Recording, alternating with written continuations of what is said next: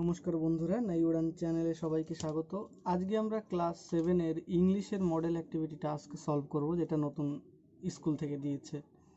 তো সবার ফার্স্টে এখানে তোমাদের নাম লেখার জায়গায় নেম, রোল নাম্বার, সেকশন এখানে লিখে দিলে।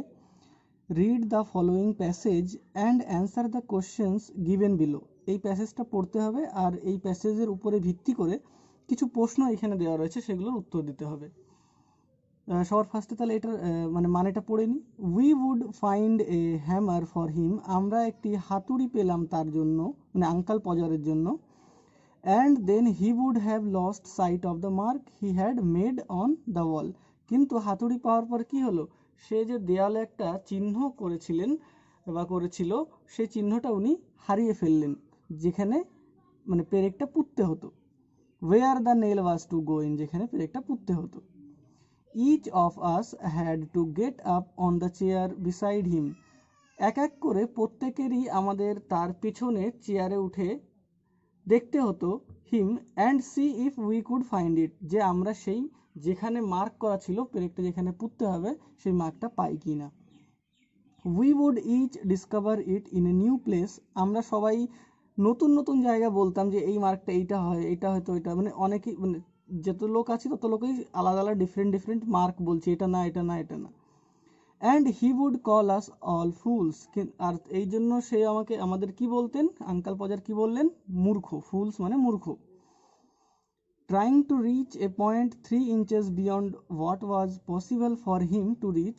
উনি যতদূর অবধি পৌঁছাতে পারতেন তার থেকেও 3 ইঞ্চের দূরে তিনি পেরেকটা পোতার জন্য চেষ্টা করছিলেন, মানে ওনার হাত যতদূর যাচ্ছিল দেওয়ালে। The string would slip.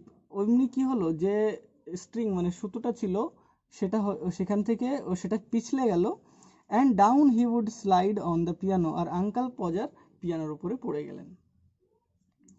এইখানে activity 1, rearrange the following sentences. এইখানে কি, যে বাক্যগুলি এখানে আছে সেগুলোকে আমাদের রিঅ্যারেঞ্জ করতে হবে। এইখানে 1 2 3 4 5 এই নাম্বারটা হয়তো প্রথমে অন্য কোনো একটা বসবে বা কোনো একটা, সেই হিসাবে আমাদের ঘটনাগুলি গুছিয়ে লিখতে হবে। যেরকম কোন ঘটনাটা আগে ঘটেছিল, সবার ফার্স্টে ঘটেছিল কি, সবার ফার্স্টে হ্যামার ওয়াজ ফাউন্ড। সবার প্রথমে কি পাওয়া গেছিলো, হ্যামার পাওয়া গেছিলো। তারপরে কি হয়েছিল, uncle Podger would lose sight of the mark. উনি কি করলেন, যে মার্কটা ছিল সেই মার্কটা উনি হারিয়ে ফেললেন যেখানে পেরেকটা পুঁততে হতো।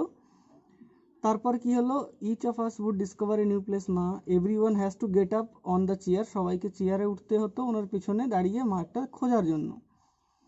তারপর কি হলো, each of us would discover a new place. প্রত্যেকে সবাই কি করছিলাম, একটা নতুন নতুন জায়গা খুঁজছিলাম।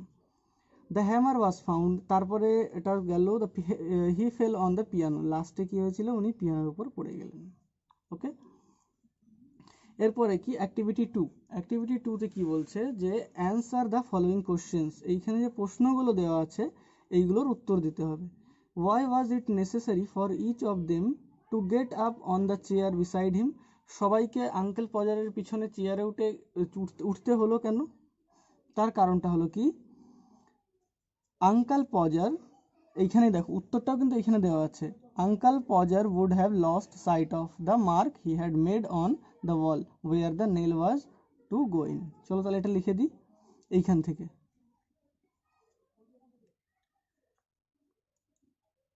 Uncle পজার would have lost sight of the mark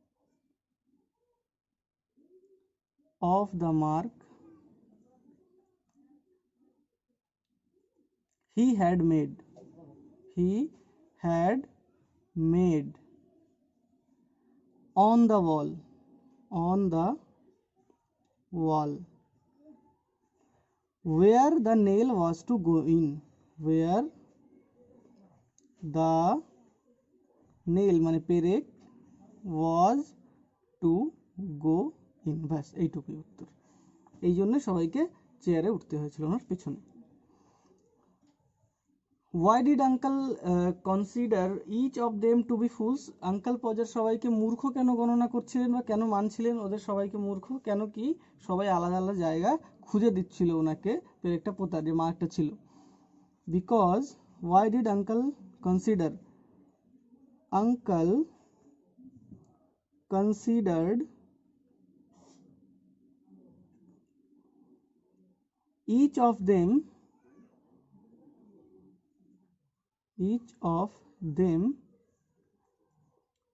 to be fool because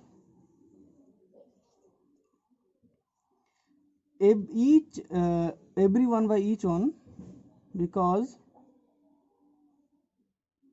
each on discovered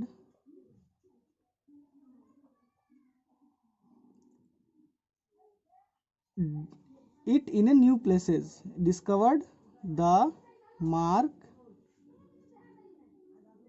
in a new place. Okay, এটা হলো এর উত্তর। তারপরে প্রশ্নটা কি বলছে, how did uncle Podger fall on the piano? Uncle Podger পিয়ানোর উপরে কিভাবে পড়ে গেলেন? Uncle Podger fall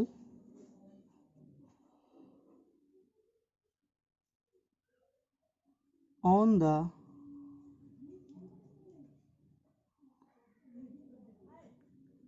piano by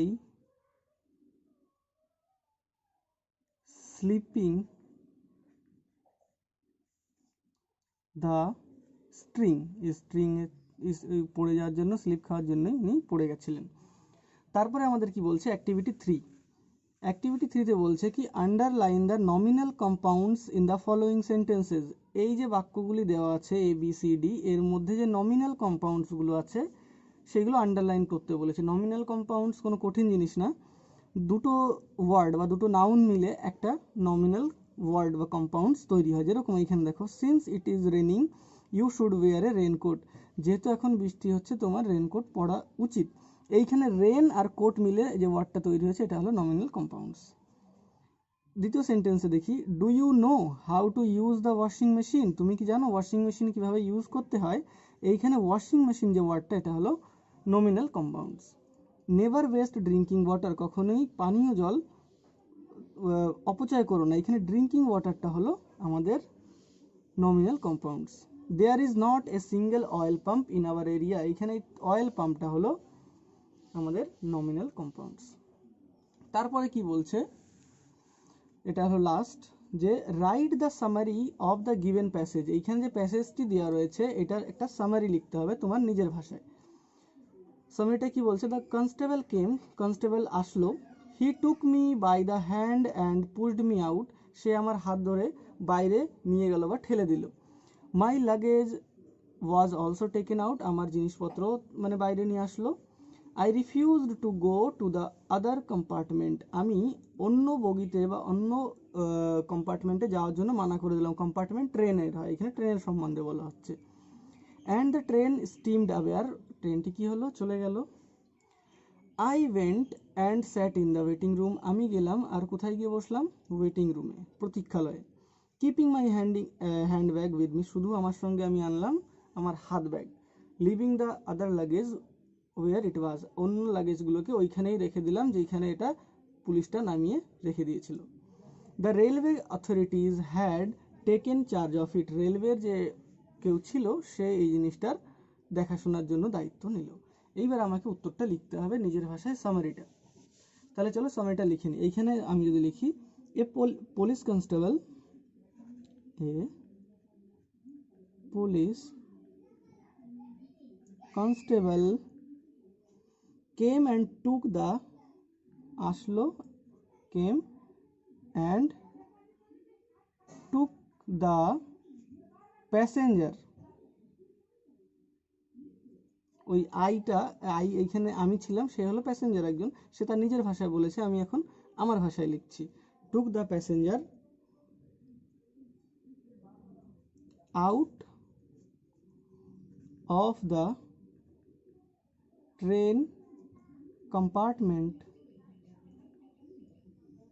forcefully.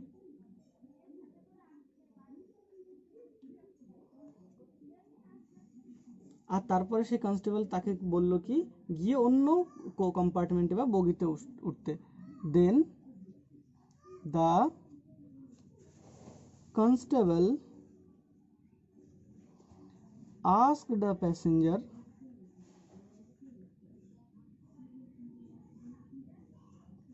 to go to another compartment বা বগি। বাট কিন্তু কি হলো, সেই লোকটা তো যায়নি, বাট হি মানে প্যাসেঞ্জারটি ডিনাইড মানা করে দিল, denied to go to another compartment. আর তারপর সে কি করলো, অ্যান্ড ওয়েটেড মানে প্রতীক্ষা করলো, in the waiting room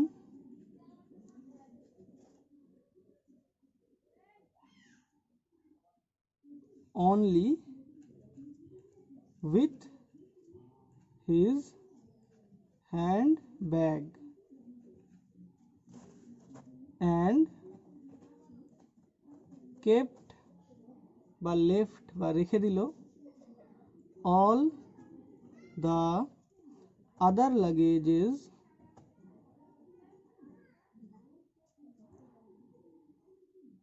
outside, যেখানে পুলিশটা ফেলে রেখে দিয়েছিল বা নামিয়ে রেখেছিল আউটসাইড।